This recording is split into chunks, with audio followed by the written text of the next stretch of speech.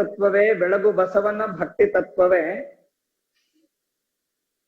ಬೆಳಗು ಪಂಚಾಚಾರ್ಯ ತತ್ವವೇ, ಬೆಳಗು ಬಸವನ ಭಕ್ತಿ ತತ್ವವೇ, ಬೆಳಗು ವಿರತರ ಶೂನ್ಯ ತತ್ವವೇ, ಸರ್ವ ಸಮತೆಯೋಳ್ ಬೆಳಗು ಜಂಗಮ ವಂಶದೀಪವೇ, ಬೆಳಗು ಭಕ್ತರ ವಂಶದೀಪವೇ, ಬೆಳಗು ಬೆಳಗು ದ್ವೇಷ ಅಸೂಹ್ಯಗಳೆಂಬ ಕಡು ಕಾರ್ಗತ್ತಲೆಯ ಕಳೆದು. ಪ್ರಥಮದಲ್ಲಿ ಶ್ರೀಮದ್ ವೇದ ವೇದಾಂತ ಸಿದ್ಧಾಂತ ಪುರಾಣಾಗಮ ಸಕಲ ಶಾಸ್ತ್ರ ಸುಪ್ರಸಿದ್ಧ ವಿಮಲ ವೀರಶೈವ ಮಹಾಮತ ಸಂಸ್ಥಾಪನಾಚಾರ್ಯ ವರ್ಯರು,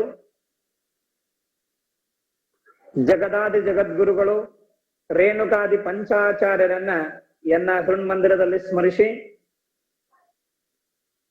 ಬಸವಾದಿ ಶಿವಶರಣರನ್ನ ಸ್ಮರಿಸಿ,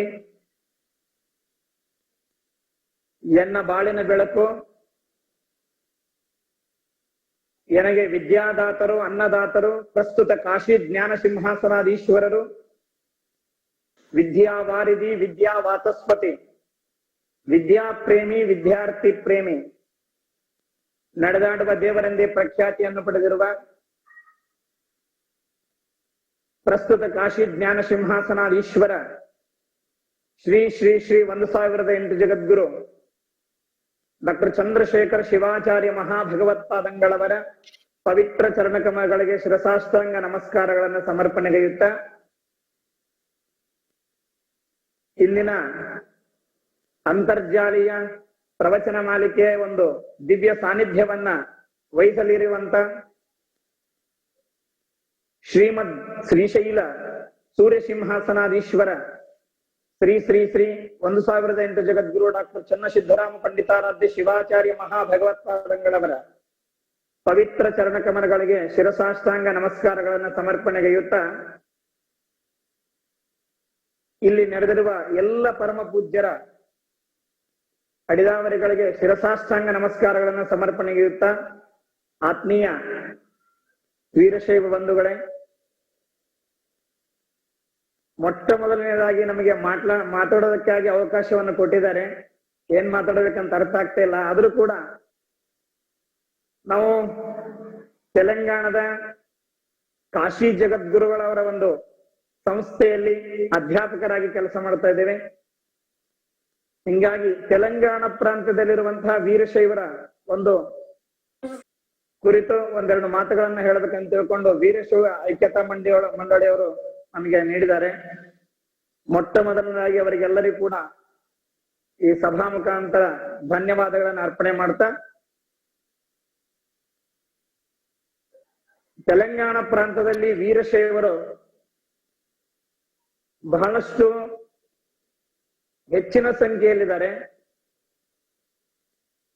ಹೆಚ್ಚಿನ ಸಂಖ್ಯೆಯಲ್ಲಿರುವಂತಹ ವೀರಶೈವರು, ಆದರೆ ಇಲ್ಲಿ ಜಂಗಮ ಮತ್ತು ಭಕ್ತ ಮಾಹೇಶ್ವರರು ಐಕ್ಯತೆಯನ್ನ ಹೊಂದಿ ಬಹಳಷ್ಟು ಸಂತೋಷವಾಗಿ ಇಲ್ಲಿ ಇದ್ದಾರೆ ಎನ್ನುವಂತಹ ಮಾತನ್ನ ಮೊಟ್ಟ ಮೊದಲನೇದಾಗಿ ತಮ್ಮೆಲ್ಲರಿಗೆ ತಿಳಿಪಡಿಸ್ತಾ, ವಿಶಬ್ದೇನೋಚ್ಯತೆ ವಿದ್ಯಾ ಶಿವಜೀವೈಕ್ಯ ಬೋಧಿಕ ತಸ್ಯಾಂ ರಮಂತೆ ಯೇ ಶೈವಾಹ ವೀರಶೈವ ಸ್ತುತೆ ಮತ ಎನ್ನುವಂತ ಶ್ರೀ ಸಿದ್ಧಾಂತ ಶಿಖಾಮಣಿಯ ಶ್ಲೋಕದ ಪ್ರಕಾರವಾಗಿ ಶಿವಜೀವೈಕ್ಯ, ಜಿ ಎಂದರೆ ಶಿವಜೀವೈಕ್ಯ ವಿದ್ಯೆ ಅಂತಲೂ, ರ ಎಂದರೆ ಆ ವಿದ್ಯೆಯಲ್ಲಿ ಯಾರು ರಮಿಸುತ್ತಾರೆಯೋ ಅಂತಹ ಶೈವರೇ ವೀರಶೈವರೆಂತಲೂ ಹೇಳಿದ ಪ್ರಕಾರವಾಗಿ ಬಹಳಷ್ಟು ಜನ ವೀರಶೈವರು ಇಲ್ಲಿ ಅಂತಹ ಒಂದು ಶಬ್ದದ ಅನುಸಾರವಾಗಿ ಇಲ್ಲಿ ಇದ್ದಾರೆ ಅನ್ನುವಂತಹ ಮಾತನ್ನ ಸಂದರ್ಭದಲ್ಲಿ ತಿಳಿಪಡಿಸ್ತಾ, ಆದರೂ ಕೂಡ ಒಂದಿಷ್ಟು ಜನರು ಮಾತ್ರ ಅಂತಹ ಒಂದು ಪರಿಪಾಲನೆ ಇಟ್ಟುಕೊಳ್ಳದೆ ಬೇರೆ ಬೇರೆ ಮಾರ್ಗದಲ್ಲಿ ಹೋಗುವಂತಹದ್ದನ್ನು ನೋಡಿದ್ರೆ, ಇನ್ನು ವೀರಶೈವರಿಗೆ ವಿಶೇಷವಾಗಿರುವಂತಹ ಜ್ಞಾನ ಬೇಕಾಗಿದೆ ಅನ್ನುವಂಥ ಮಾತನ್ನ ಈ ಸಂದರ್ಭದಲ್ಲಿ ತಿಳಿಪಡಿಸ್ತಾ, ಆದ್ರೆ ಇವತ್ತು ಈ ಒಂದು ಧರ್ಮ ಸಭೆಯಲ್ಲಿ ಕಾಶಿ ಪೀಠದ ಪರಂಪರೆ ಬಗ್ಗೆ ಈಗಾಗಲೇ ಎಲ್ಲ ಪರಮ ಪೂಜ್ಯರು ನಿಮ್ಮೆಲ್ಲರಿಗೆ ಮೊನ್ನೆಯಿಂದ ನಾವು ನೋಡ್ಕೊಂತ ಬರ್ತಾ ಇದೀವಿ. ಎಲ್ಲಾ ಪರಮ ಪೂಜ್ಯರು ಉಪದೇಶಾಮೃತವನ್ನು ಕೊಟ್ಟಿರುವಂತಹ ಪರಮ ಪೂಜ್ಯರಾಗಿರ್ಬಹುದು, ಮಣಿಕಂಠ ಶಿವಾಚಾರ್ಯ ಮಹಾಸ್ವಾಮಿಗಳವರು ದೈವಡಕರ ಮಠದ ಪರಮ ಪೂಜ್ಯರಾಗಿರ್ಬಹುದು, ನಮ್ಮ ನಿಮ್ಮೆಲ್ಲರಿಗೆ ಎಲ್ಲ ರೀತಿಯಾಗಿ ಕಾಶ್ಯತೆ ಪ್ರಕಾಶ್ಯತೆ ಇತಿ ಕಾಶಿ ಎನ್ನುವಂತಹ ಶಬ್ದಗಳನ್ನ ಬಹಳ ವಿಶ್ಲೇಷಣವಾಗಿ ಕಾಶಿಯ ಮಹತ್ವವನ್ನ ಹೇಳ್ತಾ, ಕಾಶಿ ಖಂಡದ ಮಹತ್ವವನ್ನ ನಮ್ಮೆಲ್ಲರಿಗೆ ಬೋಧನೆಯನ್ನ ಮಾಡ್ತಾ ಬಹಳಷ್ಟು ನಮ್ಮಗಳ ಮನಸ್ಸನ್ನ ಅವರು ದೋಚಿದ್ದಾರೆ. ಇಲ್ಲಿ ಸಣ್ಣವ ನಾವು ಅಂತವ ಹೇಳುವಂತ ಅಷ್ಟು ಹೇಳುವಂತ ಜ್ಞಾನ ನಮಗೆ ಇಲ್ಲದೇ ಇದ್ರೂ ಕೂಡ ಒಂದು ಮಾತನ್ನ ಪರಮ ಪೂಜ್ಯರಿಗಾಗಲೇ ಕಾಶಿ ಬಗ್ಗೆ ಹೇಳಿದ್ದಾರೆ. ಕಾಶಿ ಕಾಶೀತಿಯೋ ಬ್ರೂಯಾತ್ ಯೋಜನಾನಾಂ ಶತೈರಪಿ ಮುಚ್ಚತೆ ಸರ್ವ ಪಾಪೇಭ್ಯೋ ನಾತ್ಯತ್ರ ಸಂಶಯ ಎನ್ನುವಂತ ಮಾತನ್ನ ಮೊಟ್ಟ ಮೊದಲನೇ ದಿನೆಯ ಪರಮ ಪೂಜ್ಯರು ಮಣಿಕಂಠ ಮಹಾಸ್ವಾಮಿ ಶಿವಾಚಾರ್ಯ ಮಹಾಸ್ವಾಮಿಗಳು ಗುರುಸಿದ್ಧ ಮಣಿಕಂಠ ಶಿವಾಚಾರ್ಯ ಮಹಾಸ್ವಾಮೀಜಿ ಅವರು ಈಗಾಗಲೇ ನಮಗೆ ತಿಳಿಪಡಿಸಿದ್ದಾರೆ. ಸಾವಿರ ಕಿಲೋಮೀಟರ್ ದೂರ ಇದ್ರು ಕೂಡ ಯಾರು ಕಾಶಿ ಕಾಶಿ ಅಂತಾರೆ ಅಂತವರಿಗೆ ಸಾಕ್ಷಾತ್ ವಿಶ್ವನಾಥನ ದರ್ಶನವನ್ನ ಮಾಡಿರುವಂತಹ ಪುಣ್ಯ ಅಂತವರಿಗೆ ಲಭಿಸ್ತದೆ. ಕಾಶಿ ಕಾಶೀತಿಯೋ ಬ್ರೂಯಾತ್ ಯೋಜನಾನಾಂ ಶತೈರಪಿ ಅನ್ನುವಂತೆ ಅಂತಹ ಒಂದು ಕಾಶಿ ಮಹತ್ವವನ್ನ ನಮ್ಮೆಲ್ಲರಿಗೆ ತಿಳಿಪಡಿಸಿದ್ದಾರೆ. ಅಷ್ಟೇ ಅಲ್ಲದೆ ಕಾಶಿ ಪೀಠದ ಪರಂಪರೆಯ ಎಲ್ಲ ಜಗದ್ಗುರುಗಳ ಬಗ್ಗೆ ಹೇಳ್ತಾ ಈಗಾಗಲೇ ವೀರಭದ್ರ ಜಗದ್ಗುರು ಮಹಾಸನ್ನಿಧಿಯವರ ಬಗ್ಗೆ 85ನೇ ಜಗದ್ಗುರುಗಳಾಗಿ ಕಾಶಿ ಪೀಠದಲ್ಲಿ ವಿರಾಜಮಾನರಾಗಿ ಲಿಂಗೈಕ್ಯರಾಗಿರುವಂತಹ ವಿಶ್ವೇಶ್ವರ ಶಿವಾಚಾರ್ಯರ ಬಗ್ಗೆ ನಾವು ನೀವೆಲ್ಲ ಕೇಳಿದೀವಿ. ಇವತ್ತು ತೆಲಂಗಾಣದಲ್ಲಿ ಇರುವಂತಹ ವೀರಶೈವ, ನಾನು ತೆಲಂಗಾಣದ ಹೈದರಾಬಾದಿನ ಸಮೀಪದ ಈ ಪಾಠಶಾಲೆಯಲ್ಲಿ ಇರೋದ್ರಿಂದ ತೆಲಂಗಾಣದಲ್ಲಿ ಮತ್ತು ದೇಶದಲ್ಲಿ ಈಗಿರುವಂತಹ ಕಾಶಿ ಜಗದ್ಗುರುಗಳ ಕೊಡುಗೆ ಎನ್ನುವಂಥದ್ದನ್ನು ಒಂದೆರಡು ನಿಮಿಷಗಳಲ್ಲಿ ಹೇಳಿ ಸಾಕಷ್ಟು ಮಾತನಾಡದೆ ಎಲ್ಲ ಬಹಳಷ್ಟು ಪರಮ ಪೂಜ್ಯರು ಮಾತನಾಡಿದ್ದಾರೆ ಇವತ್ತು. ಹಿಂಗಾಗಿ ಬಹಳಷ್ಟು ನಾನು ಮಾತನಾಡದೆ ಒಂದೆರಡು ಮಾತುಗಳನ್ನ ಮಾತ್ರ ನಾನು ಹೇಳಲಿಕ್ಕೆ ಇಚ್ಛೆ ಪಡ್ತೀನಿ. ಪ್ರಸ್ತುತ ಕಾಶಿ ಜ್ಞಾನ ಸಿಂಹಾಸನಾಧೀಶ್ವರ ಜಗದ್ಗುರು ಡಾಕ್ಟರ್ ಚಂದ್ರಶೇಖರ ಶಿವಾಚಾರ್ಯ ಮಹಾಸನ್ನಿಧಿಯವರು ಅವರ ಬಗ್ಗೆ ಮಾತ್ರ ನಾನು ಒಂದೆರಡು ಮಾತುಗಳನ್ನು ಹೇಳಲಿಕ್ಕೆ ಇಚ್ಛೆ ಪಡ್ತೇನೆ. ತೆಲಂಗಾಣ ಪ್ರಾಂತದಲ್ಲಷ್ಟೇ ಅಲ್ಲ, ದೇಶದಲ್ಲಷ್ಟೇ ಅಲ್ಲ, ವಿದೇಶದಲ್ಲೂ ಕೂಡ ಕಾಶಿ ಜಗದ್ಗುರುಗಳವರ ಒಂದು ಕೀರ್ತಿ ಇರುವಂತಹದ್ದು. ಒಬ್ಬ ಯುವ ಕವಿ ಪ್ರಸ್ತುತ ಕಾಶಿ ಜಗದ್ಗುರುಗಳ ಬಗ್ಗೆ ಬರೀತಾರೆ. ಕೃಪಾಕರಂ ಜಗದ್ಗುರುಂ ಜ್ಞಾನ ಸಿಂಹಾಸನೇಶ್ವರಂ ಶ್ರೀಕರಂ ಚಂದ್ರಶೇಖರಂ ವಂದೇ ದ್ವಿತೀಯ ರೇಣುಕಂ ಎನ್ನುವಂತ ಮಾತನ್ನ ಬಹಳ ಸುಂದರವಾಗಿ ಬರೀತಾರೆ ಒಬ್ಬ ಯುವ ಕವಿ. ಈ ಶ್ಲೋಕವನ್ನು ನಾವೆಲ್ಲ ಕೇಳಿದ್ದೀವಿ. ಕಾಶಿ ಜಗದ್ಗುರುಗಳ ಒಂದು ಮಹತ್ವವನ್ನು ಹೇಳುವಂತಹ ಈ ಒಂದು ಶ್ಲೋಕ. ಆ ಶ್ಲೋಕದಲ್ಲಿ ಅವರು ಬರೀತಾರೆ, ಈಗಿನ ಕಾಶಿ ಜಗದ್ಗುರುಗಳು ಹೆಂಗಿದ್ದಾರೆ ಅಂತ ಕೇಳಿದರೆ, ಮಾತೃ ಹೃದಯಗಳು, ಕೃಪಾಶೀಲರು, ಜ್ಞಾನಿಗಳು, ತಪೋನಿಧಿಗಳು. ಅಷ್ಟೇ ಅಲ್ಲದೆ ಮುಂದವರು ಬರೀತಾರೆ, ಒಬ್ಬ ಯುವ ಕವಿಗಳು ಆಗಿನ ಯುಗದಲ್ಲಿ ಜಗದ್ಗುರು ರೇಣುಕಾಚಾರ್ಯರು ಅಗಸ್ತ್ಯ ಮಹರ್ಷಿಗೆ ಶ್ರೀ ಸಿದ್ಧಾಂತ ಶಿಖಾಮಣಿಯನ್ನ ಬೋಧಿಸಿದ ಒಂದು ಕೀರ್ತಿಯನ್ನ ಪಡೆದರೆ, ಈಗಿನ ಯುಗದಲ್ಲಿ ಪ್ರಸ್ತುತ ದಿನಮಾನಗಳಲ್ಲಿ ಪ್ರಸ್ತುತ ಕಾಶಿ ಜ್ಞಾನ ಸಿಂಹಾಸನ ಜಗದ್ಗುರುಗಳಾಗಿರುವಂತಹ ಡಾಕ್ಟರ್ ಚಂದ್ರಶೇಖರ ಶಿವಾಚಾರ್ಯ ಮಹಾಸ್ವಾಮಿಗಳವರು ಪ್ರತಿಯೊಂದು ಹಳ್ಳಿಯಲ್ಲಿಯೂ ಊರಲ್ಲಿಯೂ ಕೂಡ ಸಾವಿರಾರು ಅಗಸ್ತ್ಯರನ್ನ ಸೃಷ್ಟಿಸಿರುವಂತ ಕೀರ್ತಿ ಯಾರಿಗಾದ್ರೂ ಸಲ್ತಾ ಇದ್ರೆ ಅದು ಪ್ರಸ್ತುತ ಕಾಶಿ ಜಗದ್ಗುರುಗೆ ಸಲ್ತದೆ ಅನ್ನುವಂತ ಮಾತನ್ನ ಬಹಳ ಸುಂದರವಾಗಿ ಬರ್ಕೊಂಡು ಬರ್ತಾರೆ. ಯಾಕಂದ್ರೆ ಕಾಶಿ ಜಗದ್ಗುರುಗಳವರು ಎಷ್ಟು ಕೆಲಸ ಮಾಡ್ತಾ ಇದ್ದಾರೆ ಅಂತಂದ್ರೆ ನಮ್ಮೆಲ್ಲರಿಗೆ ಗೊತ್ತಿರುವಂತಹ ವಿಷಯ. ಇದನ್ನು ಹೆಚ್ಚಿಗೆ ಹೇಳಲಿಕ್ಕೆ ನಾನು ಹೋಗೋದಿಲ್ಲ, ಆದ್ರೆ ಇನ್ನೂ ಸಮಯ ಇದೆ, ಸಾಕಷ್ಟು ಜನ ಬರಬೇಕಾಗಿರೋದ್ರಿಂದ ಒಂದೆರಡು ಮಾತನ್ನು ಹೇಳಲಿಕ್ಕೆ ಇಚ್ಛೆ ಪಡ್ತೇನೆ. ಯಾವ ರೀತಿಯಾಗಿ ಶ್ರೀ ಸಿದ್ಧಾಂತ ಶಿಖಾಮಣಿಯಲ್ಲಿ ರೇಣುಕ ಭಗವತ್ಪಾದರು ಅಪ್ಪಣೆ ಪಡಿಸಿದಂತೆ ಅಪ್ರತ್ಯಕ್ಷೋ ಮಹಾದೇವ ಸರ್ವೇಷಾಂ ಆತ್ಮಮಾಯಯ ಪ್ರತ್ಯಕ್ಷೋ ಗುರು ರೂಪೇಣ ವರ್ತತೆ ಭಕ್ತಿ ಸಿದ್ಧಯೇ ಎನ್ನುವಂತ ಮಾತು ಬಹಳಷ್ಟು ಸಮುಚಿತವಾಗಿರುವಂತಹದ್ದು. ಅದು ಈಗಿನ ಕಾಶಿ ಜಗದ್ಗುರುಗಳನ್ನ ನೋಡಿ ಬರೆದಿದ್ದಾರೆ ಅನ್ನುವಂತ ಒಂದು ಮಾತನ್ನ ಈ ಸಂದರ್ಭದಲ್ಲಿ ಹೇಳಲಿಕ್ಕೆ ಇಚ್ಛೆ ಪಡ್ತೇನೆ. ಯಾಕಂದ್ರೆ ಪರಮಾತ್ಮ ನಮ್ಮ ಕಣ್ಣಿಗೆ ಕಾಣದೇ ಇದ್ರೂ ಕೂಡ ಆ ಪರಮಾತ್ಮ ಯಾವ ರೂಪದಲ್ಲಿ ನಾವು ಕಾಣಬೇಕು, ಪರಮಾತ್ಮನನ್ನ ಯಾವ ರೀತಿಯಾಗಿ ನಾವು ನೋಡ್ಬೇಕಂದ್ರೆ ಗುರು ರೂಪದಲ್ಲಿ ನೋಡಿ ಆ ಪರಮಾತ್ಮನಿಗೆ ಭಕ್ತಿಯನ್ನ ಸಮರ್ಪಣೆ ಮಾಡ್ಬೇಕಂತ ತಿಳ್ಕೊಂಡು ಶ್ರೀ ಸಿದ್ಧಾಂತ ಶಿಖಾಮಣಿಯಲ್ಲಿ ರೇಣುಕ ಭಗವತ್ಪಾದರು ಅಪ್ಪಣೆ ಪಡಿಸಿದಂತೆ ಇವತ್ತು ಸಾಕ್ಷಾತ್ ಪರಮೇಶ್ವರನ ಸ್ವರೂಪ. ನಾನು ಕೂಡ 2001ರಿಂದ ಕಾಶಿ ಜಗದ್ಗುರು ಒಂದು ಪಾಠಶಾಲೆಯಲ್ಲಿ ಓದಿ ಅದೇ ಪಾಠಶಾಲೆಯಲ್ಲಿ ಬೆಳೆದು ಕಾಶಿ ಜಗದ್ಗುರುಗಳವರೊಂದು ಇಲ್ಲಿ ಗದಗ್ನಲ್ಲಿ ಒಂದು ಕೂಡ ಕಾಶಿ ಜಗದ್ಗುರು ಪಾಠಶಾಲೆ ಇದೆ, ಅಲ್ಲಿ ಓದಿ ಬೆಳೆದು ಇವತ್ತು ಅವರದೇ ಒಂದು ಸಂಸ್ಥೆಯಲ್ಲಿ ಅಧ್ಯಾಪಕನಾಗಿ ಕೆಲಸ ಮಾಡ್ತೇನೆ ಅಂದ್ರೆ ನಾನೊಬ್ಬನೇ ಅಲ್ಲ, ನನ್ನಂತ ಸಾವಿರಾರು ಜನರ ವಿದ್ಯಾರ್ಥಿಗಳ ಜೀವನಕ್ಕೆ ಮಾರ್ಗದರ್ಶನ ನೀಡಿದಂತ ಜಗದ್ಗುರುಗಳು ಯಾರಂತ ಕೇಳಿದ್ರೆ ಅದು ಈಗಿನ ಕಾಶಿ ಜಗದ್ಗುರು ಅಂತ ಹೇಳಲಿಕ್ಕೆ ನಾನು ಬಹಳಷ್ಟು ಹೆಮ್ಮೆ ಆಗ್ತದೆ, ನನಗೆ ಬಹಳಷ್ಟು ಹೆಮ್ಮೆಯ ವಿಷಯ ಇದು.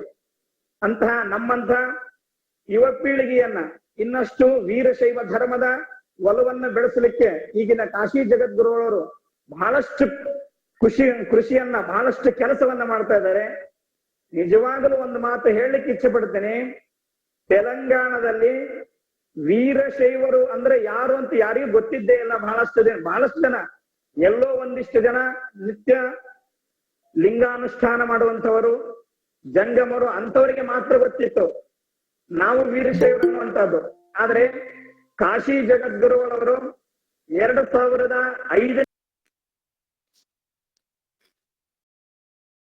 2005ನೇ ಇಸವಿಯಿಂದ ತೆಲಂಗಾಣಕ್ಕೆ, ಅದಕ್ಕಿಂತ ಮೊದಲು ಒಂದೇ ಸರಿ ಬಂದು ಹೋಗಿದ್ರು.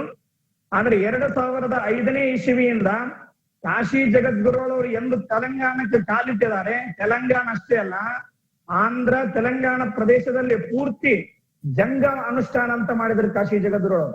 ನೋಡ್ರಿ, ನಾವು ಒಂದೇ ಕಡೆ ಕುತ್ಕೊಂಡು ಅನುಷ್ಠಾನವನ್ನು ಮಾಡೋದಕ್ಕೆ ಕೇಳಿದ್ವಿ, ಆದ್ರೆ ಜಂಗಮ ಅನುಷ್ಠಾನ ಅನ್ನುವಂತಹದ್ದನ್ನು ವಿಶೇಷವಾಗಿರುವಂತಹದ್ದನ್ನು ಹುಟ್ಟು ಹಾಕಿದ್ರು ಕಾಶಿ ಜಗದ್ಗುರುಗಳು.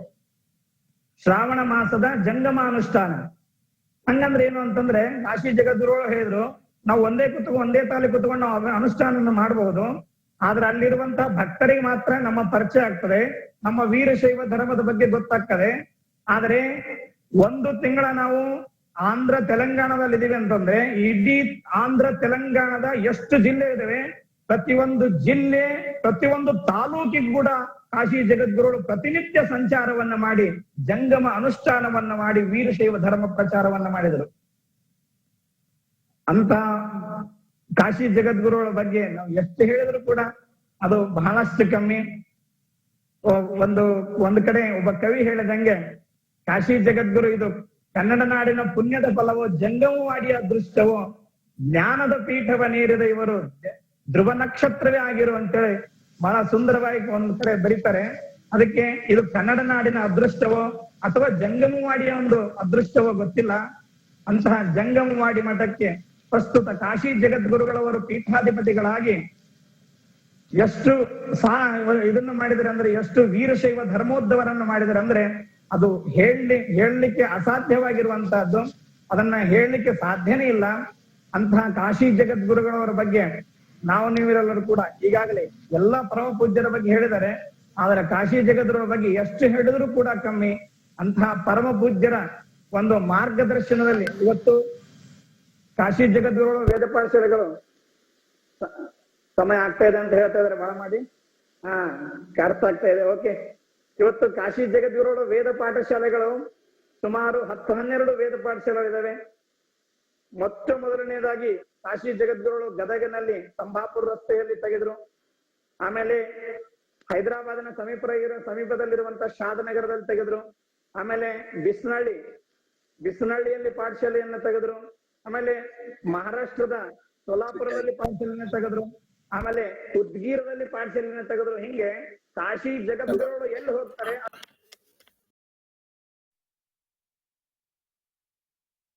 ಅಲ್ಲಿ ಒಂದು ಕಲ್ಯಾಣ ಮಂಟಪವನ್ನ ಕಟ್ಟಿಲ್ಲ, ಅಲ್ಲಿ ಒಂದು ಯಾವುದೇ ಪೀಠಕ್ಕೆ ಆದಾಯವಾಗುವಂತ ಕೆಲಸವನ್ನ ಮಾಡಲಿಲ್ಲ. ಅಲ್ಲಿ ಏನು ಮಾಡಿದ್ರೆ ಅಂದ್ರೆ ಧರ್ಮೋದ್ಧಾರಕ್ಕಾಗಿ ಬೇಕಿರುವಂತ ಮೂಲ ಫೌಂಡೇಶನ್ ಯಾವ್ದು ಬೇಕು ಅದನ್ನ ಸ್ಥಾಪನೆ ಮಾಡಿರುವಂತ ಹೆಗ್ಗಳಿಕೆ ಪ್ರಸ್ತುತ ಕಾಶಿ ಜಗದ್ಗುರುಗಳಿಗೆ ಸಲ್ತದೆ ಅನ್ನುವಂತ ಮಾತನ್ನ ಈ ಸಂದರ್ಭದಲ್ಲಿ ಹೇಳಿ ಬಹಳಷ್ಟು ಸಮಯ ಆಗ್ತದೆ ಅಂತ ತಿಳ್ಕೊಂಡು ಗಂಗಣ್ಣವರು ಮತ್ತೆ ಸೂಚನೆಯನ್ನು ಮಾಡ್ತಾ ಇದ್ದಾರೆ. ಹಿಂಗಾಗಿ ಹೆಚ್ಚು ಹೇಳಲಾರದೆ ಪ್ರಸ್ತುತ ಕಾಶಿ ಜಗದ್ಗುರುಗಳು ಅಂದ್ರೆ ಸಾಕ್ಷಾತ್ ಪರಮೇಶ್ವರನ ಸ್ವರೂಪ. ನಾನು ಅವರ ಅನ್ನವನ್ನು ಊಟ ಮಾಡ್ತಾ ಇದ್ದೀನಿ. ನನ್ನಂತ ಸಾವಿರಾರು ವಿದ್ಯಾರ್ಥಿಗಳು ಪ್ರಸ್ತುತ ನನ್ನ ಕೈಯಲ್ಲೇ ಸುಮಾರು 400 ಜನ ವಿದ್ಯಾರ್ಥಿಗಳು ಕಲ್ತಿದ್ದಾರೆ. ನಾನು ಅವರಿಗೆ ವೇದ ಬೋಧನೆಯನ್ನ ಮಾಡ್ತಾ ಇದ್ದೀನಿ. ಇಲ್ಲಿ ಆ 400 ವಿದ್ಯಾರ್ಥಿಗಳಿಗೂ ಕೂಡ ಜೀವನೋಪಾಧಿಯನ್ನ ಅಂದ್ರೆ ಒಂದೇ ನನ್ನ ಕಡೆನೆ 400 ಜನ ಅಂದ್ರೆ ಒಂದೊಂದು ಪೇಕ್ಷ ಪಾಠಶಾಲೆ ಎಷ್ಟು ಕಲ್ತಿದ್ದಾರೆ ಅನ್ನುವಂಥದ್ದು ನಾವು ವಿಚಾರ ಮಾಡಬೇಕಾಗಿದೆ.